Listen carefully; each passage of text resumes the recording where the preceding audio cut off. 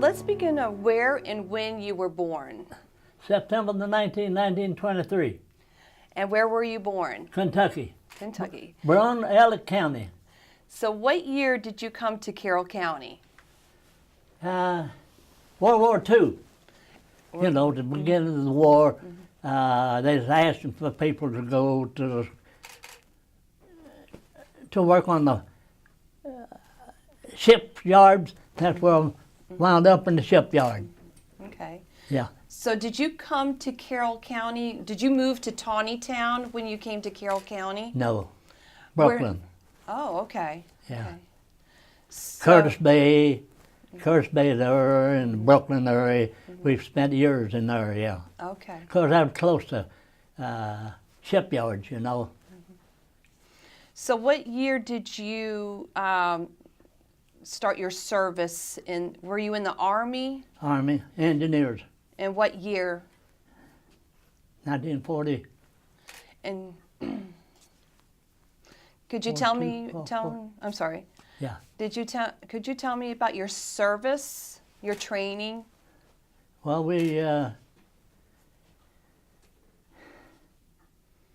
I went to Fort Knox, Kentucky, and they shipped me from there to Fort Lewis, Washington on a train. 7 days and 4 nights or something like that. Wait a long time getting, of course, as we was pulling over all freight. Troop transport didn't have no problem with nothing. Freight was that was the head of everything. Tanks, guns, you know what I mean. Yeah. Can you tell me how long your training took place? I think about 9 weeks. And where did you go after there? Come back to Boston, Massachusetts on the train, another train. 7 days and 4 nights, something like that. And boarded the ship and went to Glasgow, Scotland. And from there, my company was already there in Salisbury. Of course, we went into Glasgow was just part of the deal, you know.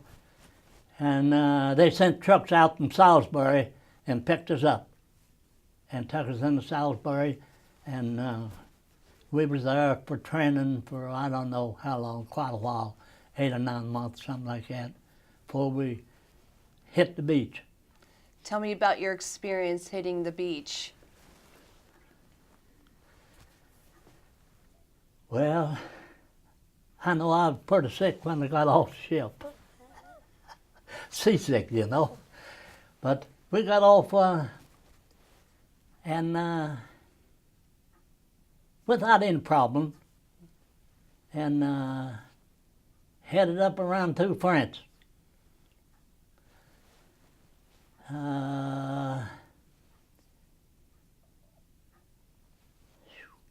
What part of the beach, which beach did you land on? Omaha Beach. Yeah. Omaha Beach, we just pulled in there. We stayed overnight, that's about all, and we got right off. Mm-hmm. In fact, we was on the Victor ship, and they were on the boat right up on the land. Mm-hmm. We was on the ship, and they just ran the bow of the ship right up on the sandbar, and then we walked right off. Mm. So you didn't have any casualties? No.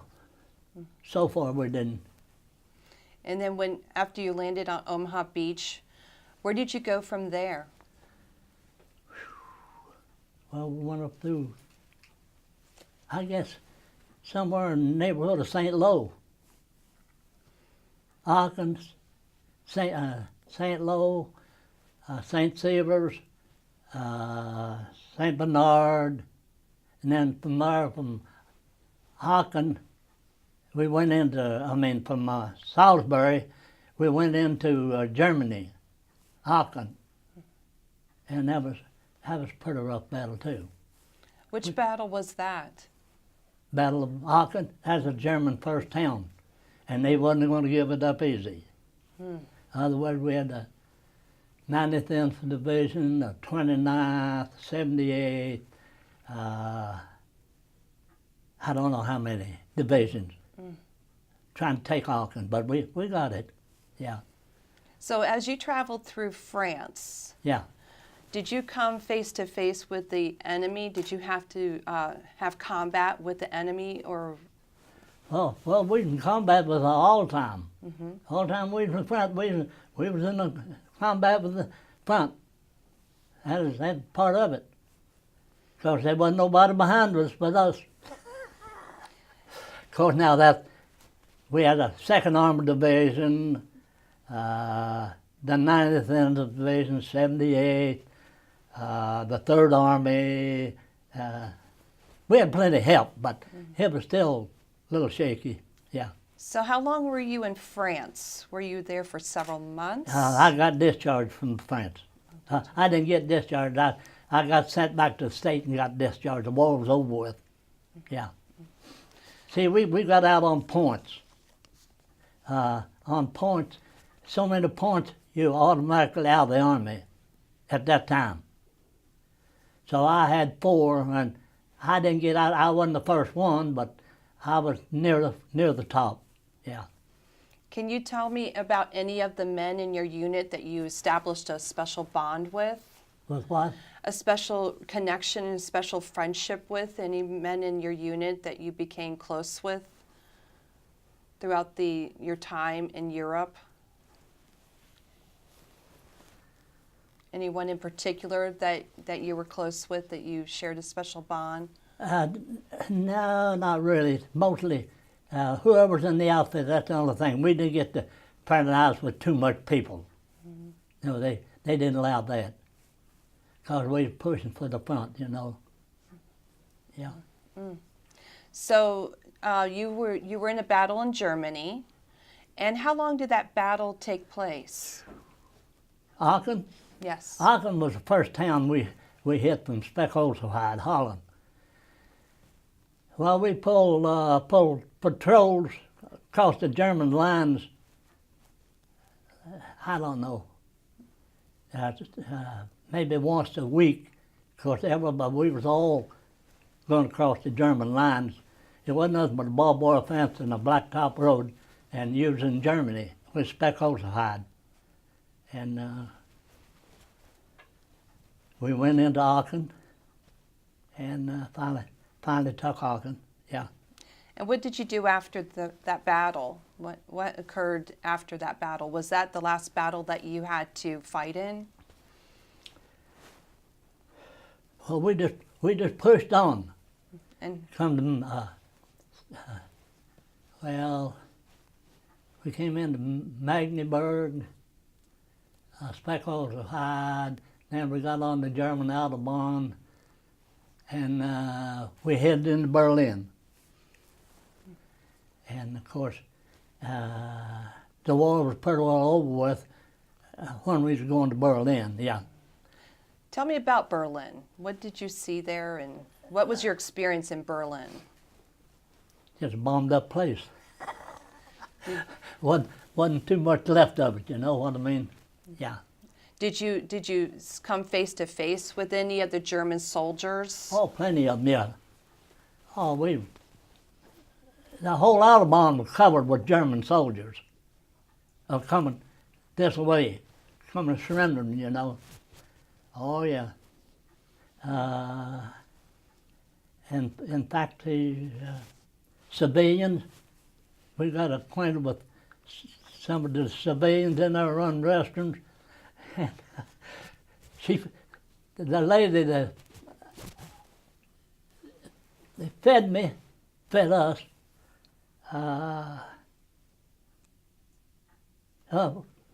She asked me how many eggs I wanted, and I held up 2 fingers. She fried me 2 eggs, glass of milk, because they had cows, you know, and just stuff like that. It went on all the time. Yeah. A lot of stuff you just don't think.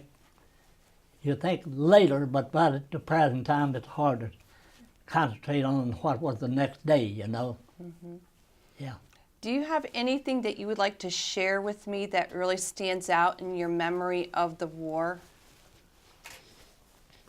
Any experiences? The whole thing. we didn't, not really. Yeah.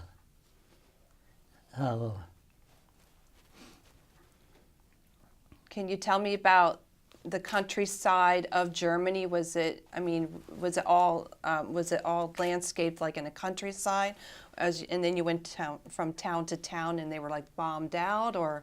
At this, when we went in town, we went through the plains, Saint Germain, all them towns was just flattened from our plane. We'd sit and watch maybe 100 airplanes go over bombers, and we know where they was going. They all heading to Germany, somewhere in Germany, that town was going to get tore up. Yeah. Did you see any concentration camps when you were in Germany? Yeah. Could you please explain your experience of the concentration? We ran into some Polish concentration camp, and we freed them, and a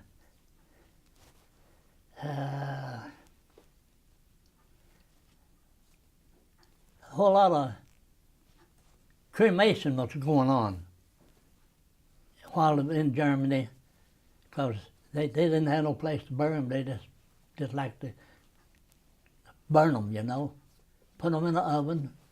Oh yeah. Do you remember which concentration camp you went to? No, we didn't. Never remember nothing like that. We just probably went straight through it. Yeah. And I'm sure it was very shocking to see. Yeah. It was shocking from the first start. So next day it didn't make no difference to us, because we was there every day. Yeah. Do you have anything that you would like to share with me regarding your experience of World War II? Not really no more what I told you. Yeah. So what year did you come back to the United States? 45. And at that time, how old were you? 19. And what did you do when you I was 19 when I went in the Army. No, I come out, I was in 2 years, 6 months, 14 days, I was in the Army. Yeah. And so when you returned, what was life like for you? Well, just another day, that's all. You know, you can't place every day because everybody's glad to see you and all this kind of stuff, you know. You're glad to be back. What else you gonna do? Did you go back to Kentucky? Yeah. And how long were you in Kentucky for?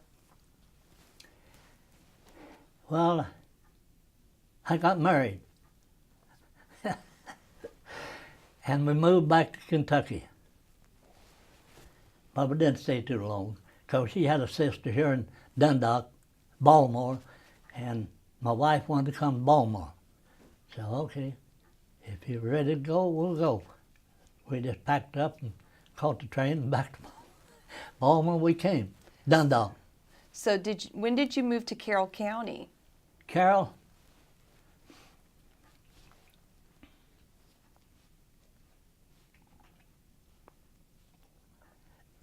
I don't know.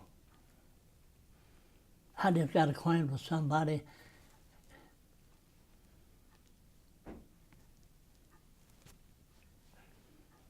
Did you come to Tawnytown? Is that where you No. Okay.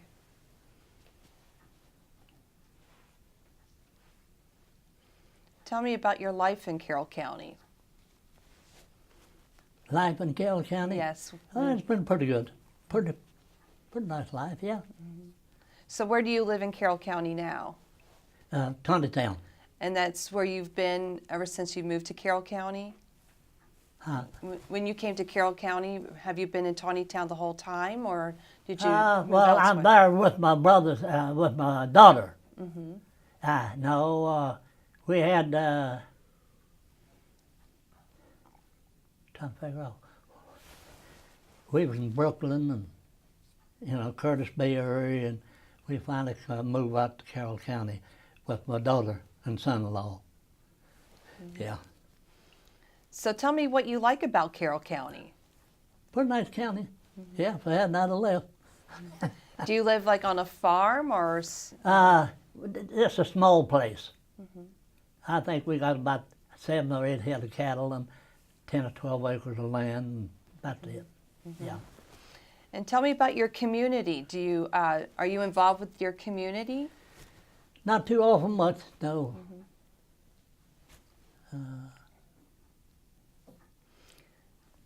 Whatever we really, it just seemed like to me we had too much to do to get out and get in the community, more or less. You know what I mean? Yeah. So, do you have like any events or annual events that you like to get involved in Carroll County, like the 4-H fair or anything like that? No, we never. Yeah. We hardly ever went to a fair. All of us had something to do. Well, tell us what you had to do. Well, we had something. My wife, she had things planned out. We had to go to the other places with her. You know what I mean? And then I always raised the gardener, working in the garden and working this, building fence. We was strictly out on the farm, you know. Yeah. And do you have grandchildren who live in Carroll County? Oh yeah. And tell me about them. Well, my daughter's born here.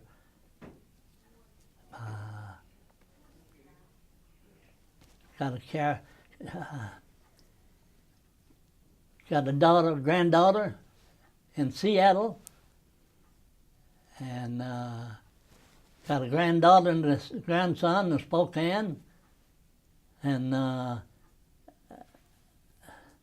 got them scattered everywhere. Got 11 grandchildren, and ain't none of them hardly with us. They gone, you know. So, when you came to Carroll County, did you find work here? Oh yeah, I was working in D.C. all the time. And what did you do? Just, well, I bought a house on Baptist Road, and from there I went to D.C. to work. All over D.C., Alexander, Fairfax, wherever the company would send me, you know. Balmer. I worked in Balmer a while. From there, the company would send me somewhere else. Yeah. So how do you feel about Carroll County today? Has it changed quite a lot since you've moved here? I don't say it's changed too much, no. It's about the same thing.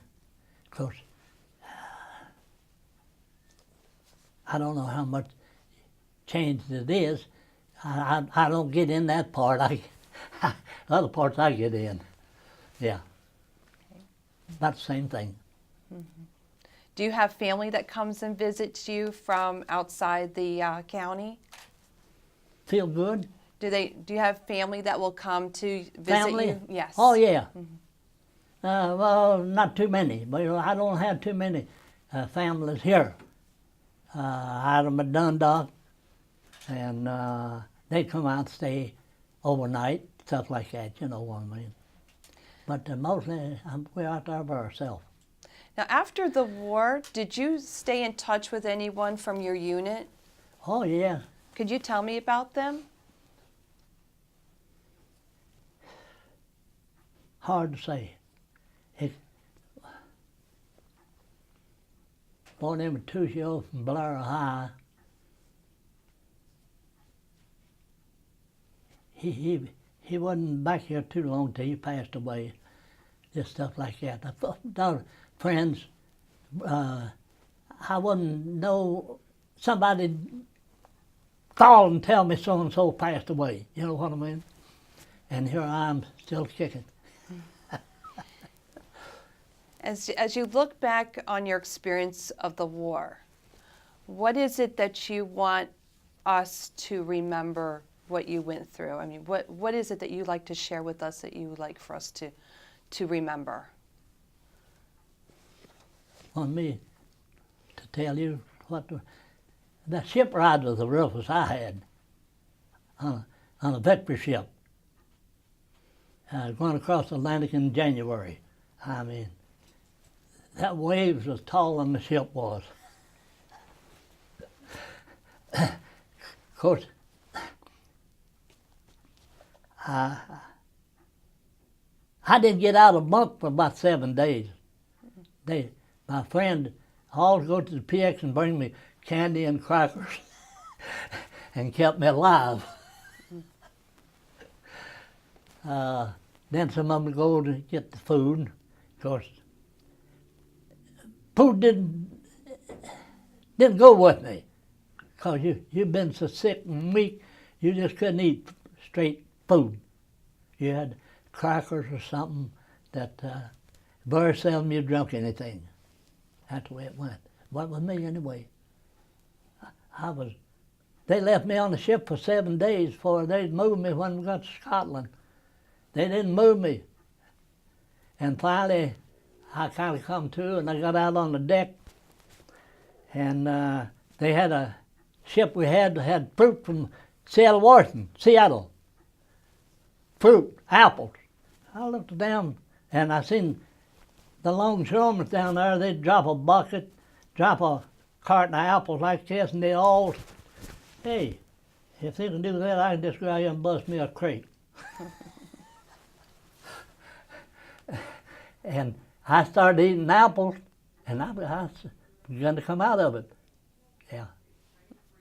So how do you feel about the war? I mean, what are your thoughts about World War II? Are you glad you served, or you know? I'm glad I served. Yeah. It's something you'll never forget. That stuff you just be thinking sometime. Yeah, I was there.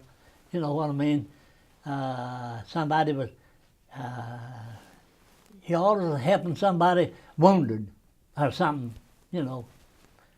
Yeah. And did you receive medals?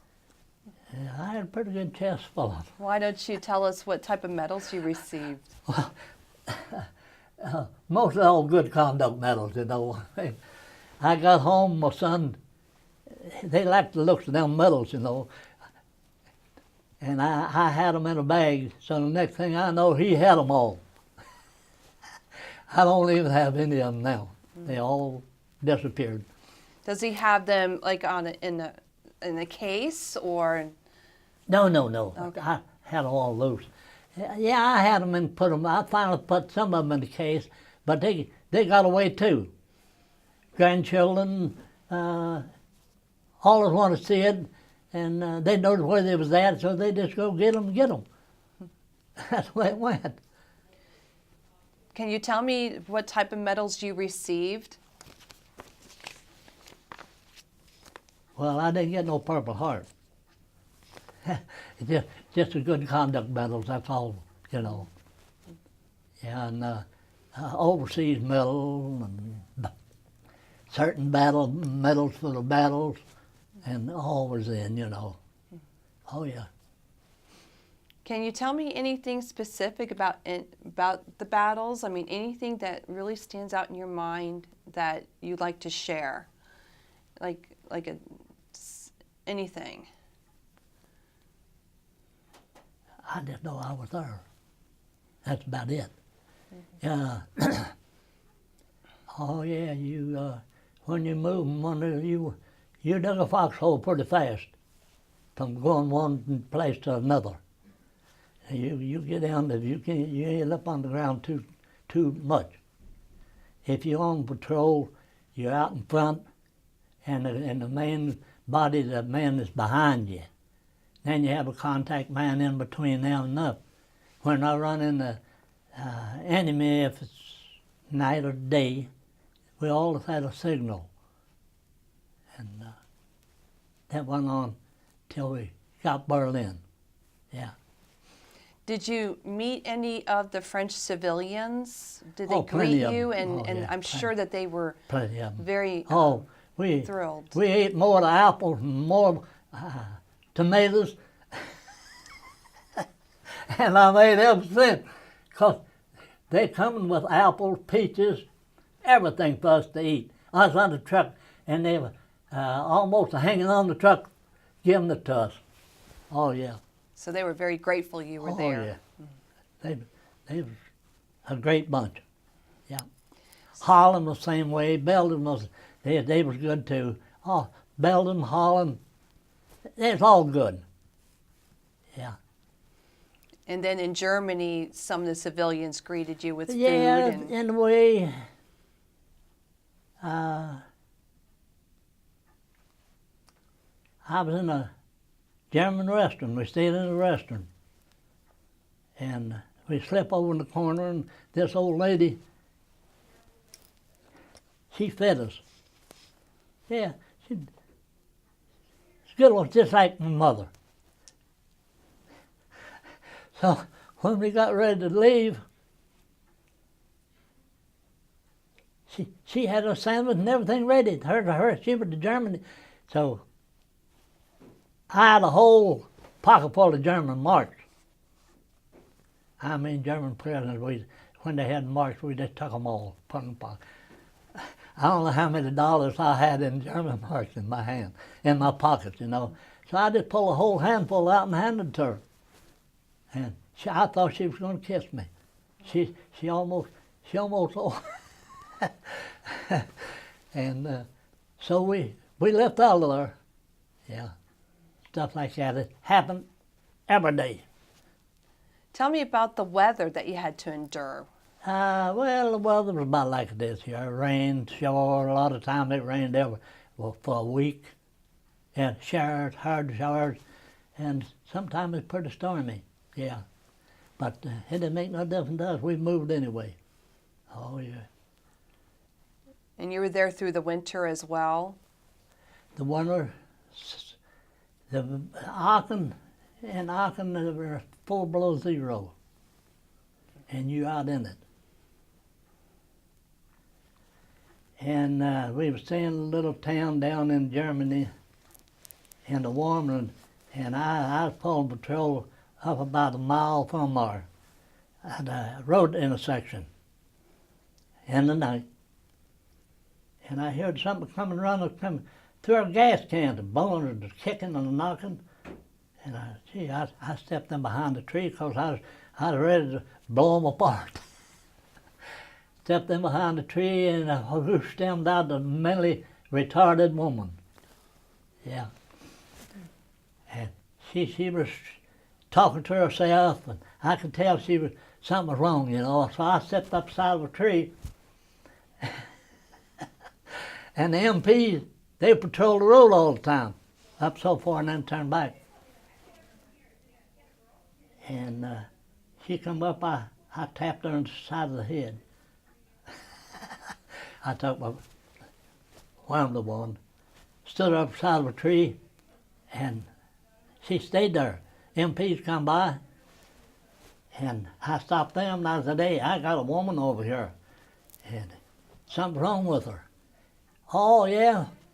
She said, I've been looking for her. Her family had been looking for her for 3 or 4 days. Now, she'd been outside in 0 weather. Cold, too, brother.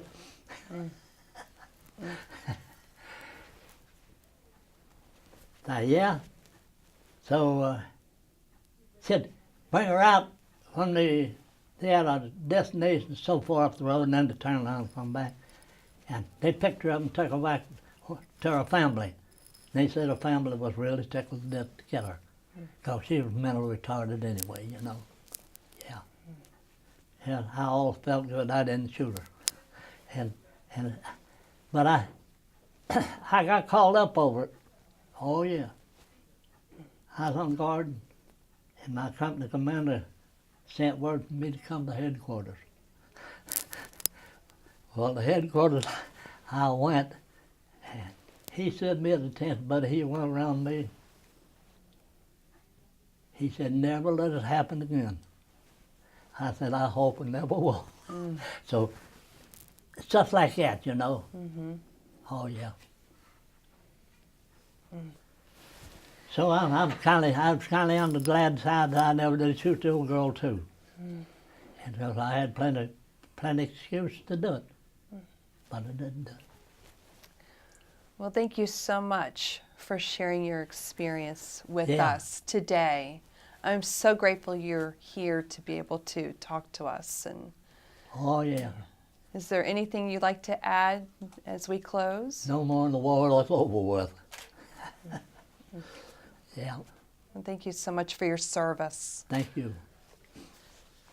Of course, there was a lot of stuff that I'd have to think for a while before it happened, you know, and it's not everything in there. I told you something, maybe I thought about it when I wake up in the bed. You wake up in the bed and you're fighting, still fighting the war. I come out and the wife, I'd almost beat her to death. I wake up in a fight and I'm in bed, I come down this pipe. That went on for a long time. And finally, I kept working till she could tell when I got restless. And I was restless for a long time. Sure. Yeah. So, But I finally got over it. and you had support here through your family and Yeah. loved ones. Oh, yeah, yeah, And that helped. yeah. Stuff like that. Of course, you think you're there. You wonder what they're doing back home, your mother and your dad and everybody doing, you know. And you could just imagine where they went on Sunday. They all went to church on Sunday. You know, you think it's in your head yourself.